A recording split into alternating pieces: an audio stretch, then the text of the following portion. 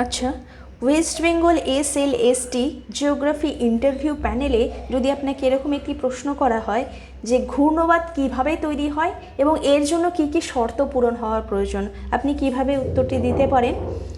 প্রধানত ঘূর্ণিঝড় সৃষ্টির ঘূর্ণবাত সৃষ্টির জন্য তিনটি প্রধান শর্ত পূরণ হওয়া প্রয়োজন। তার প্রথমত উষ্ণ সমুদ্রের জল। হ্যাঁ, সমুদ্র জলের উষ্ণতা এক্ষেত্রে 26.5 বা 26.5 ডিগ্রি সেলসিয়াস বা তার বেশি হতে হবে। কেন?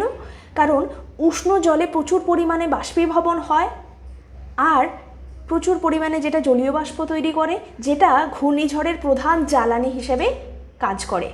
আর থাকতে হবে একটা দুর্বল নিম্নচাপ কেন্দ্র, একটা দুর্বল নিম্নচাপ অঞ্চল যেটা আশেপাশের উচ্চচাপ অঞ্চল থেকে বাতাসকে টেনে নিয়ে আসবে এবং ক্রান্তীয় ঘূর্ণবাত তৈরিতে সাহায্য করবে। আর তৃতীয় যে শর্তটি সেটি হলো কোরিওলিস ফোর্স। কোরিওলিস ফোর্স বা কোরিওলিস বল কি? এই যে পৃথিবীর ঘূর্ণন বা রোটেশনের জন্য, হ্যাঁ, পৃথিবীর ঘূর্ণনের জন্য যে